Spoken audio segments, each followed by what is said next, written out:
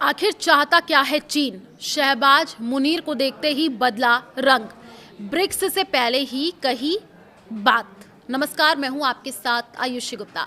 देखिए, भारत चीन के रिश्ते गलवान में हुई झड़प के बाद कभी इतने पॉजिटिव नहीं रहे जितने फिलहाल दिख रहे हैं। इसी बीच शहबाज मुनीर की चीन यात्रा होती है और मामला बदल जाता है।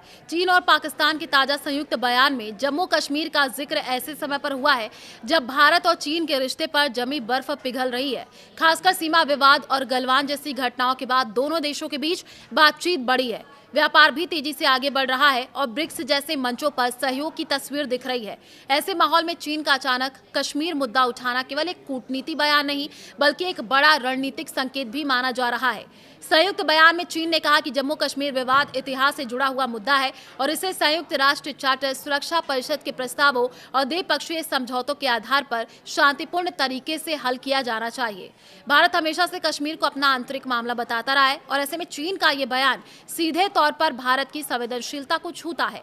अमेरिका भी इस मामले में पाकिस्तान का सीधे तौर पर साथ नहीं देता है, लेकिन चीन का ऐसा कहना पाकिस्तान के लिए खुशी की बात हो जाती है।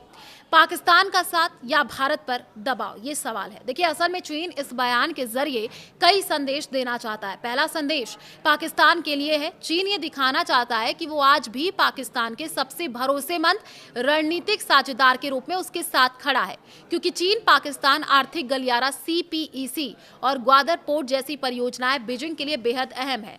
इनमें से कई परियोजनाएं पाकिस्तान अधिकृत कश्मीर से होकर के गुजरती हैं। ऐसे में चीन नहीं चाहता कि कश्मीर पर पाकिस्तान का दावा कमजोर पड़े। दूसरा बड़ा कारण भारत को रणनीतिक दबाव में रखना है। पिछले कुछ महीनों में भारत ने अमेरिका, यूरोप, जापान और इंडो पैसिफिक देशों के साथ अपने रिश्ते मजबूत किए हैं। क्वाड जैसे मंचों में भारत की सक्रियता भी चीन को परेशान करती है और ऐसे में चीन समय समय पर कश्मीर का मुद्दा उठा करके ये संकेत देता है कि अगर भारत एशिया में चीन की रणनीति को चुनौती देगा तो बीजिंग भी भारत के सबसे संवेदनशीलता मुद्दों को अंतर्राष्ट्रीय मंचों पर उठाने से पीछे नहीं हटेगा। ब्रिक्स समिट से पहले ये कैसी चाल है, सवाल ये है। देखिए, ब्रिक्स समिट से पहले इस बयान की टाइमिंग भी बेहद अहम मानी जा रही है। चीन शायद ये दिखाना चाहता है कि वो ब्रिक्स के अंदर भी अपने शर्तों पर एजेंडा तय करने की क्षमता रखता है।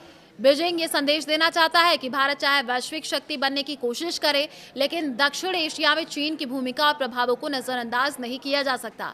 हालांकि चीन का ये कदम भारत चीन रिश्तों में अविश्वास को फिर से बढ़ा सकता है।